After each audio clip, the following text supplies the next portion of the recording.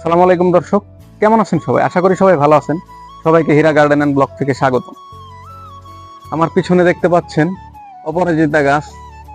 এটি হচ্ছে নীল অপরাজিতা। অপরাজিতার কয়েকটি জাতের ভিতরে এটি অনেক পুষ্টিগুণ সমৃদ্ধ। এবং আমার হাতে যে চায়ের কাপটি দেখতে পাচ্ছেন সেটি হচ্ছে নীল অপরাজিতা ফুলের চা।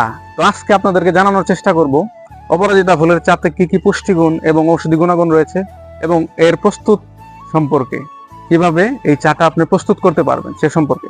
তো ভিডিওটি না টেনে শুরু থেকে শেষ পর্যন্ত দেখতে থাকবেন।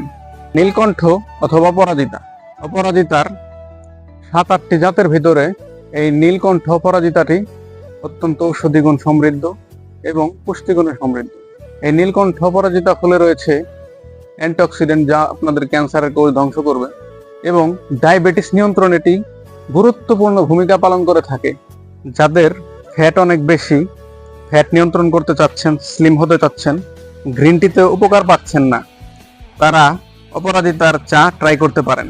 রেগুলার 6 মাস থেকে 1 বছর পর্যন্ত সেবনে ইনশাল্লাহ ভালো সুফল পেয়ে যাবেন এবং এটি খেতে হবে চিনি ছাড়া। তো আজকে আমরা প্রথমে অপরাজিতা ফুলের চা কিভাবে প্রস্তুত করতে হয় সেই সম্পর্কে দেখাবো। তো চলুন দেখে আসি। তো প্রথমে দর্শক, অপরাজিতার 6-7টা ফুল গাছ থেকে পেরে নেওয়া যাক।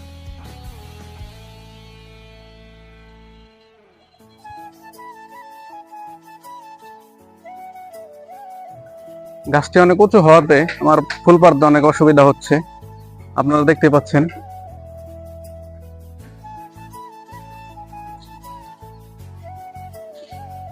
সাত থেকে 8টি অপরাজিতার ফুল পেরে নেওয়ার পর এবার এগুলাকে প্রসেসিং করার পালা।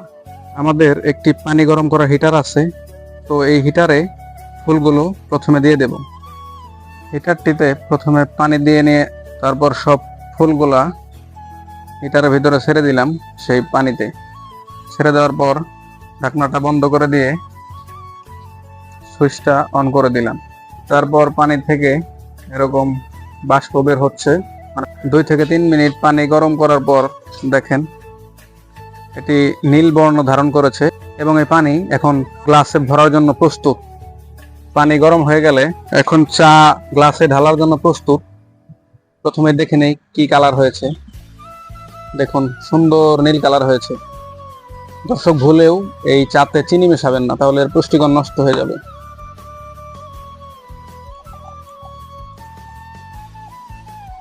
অপরাজিতা ফুলের চা ঢালার পর এখন পরিবেশন করার পালা। এখন গাঢ় নীল আকার ধারণ করেছে।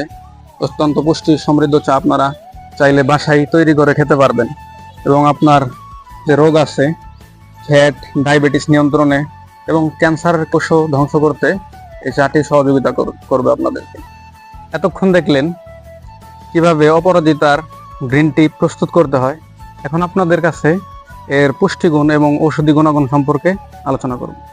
অনেক পুষ্টিগুণের ভিতরে সবচেয়ে বেশি যে কার্যকারিতা সেটি হচ্ছে ডায়াবেটিস নিয়ন্ত্রণে এর ফলাফল খুবই ভালো।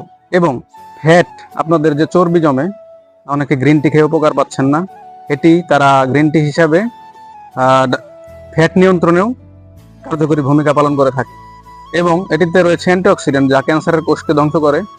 এই 3টি বিষয়ই বেশি কার্যকরী। তার ভিতরে সবচেয়ে বেশি কার্যকরী ফ্যাট নিয়ন্ত্রণ এবং ডায়াবেটিস নিয়ন্ত্রণ।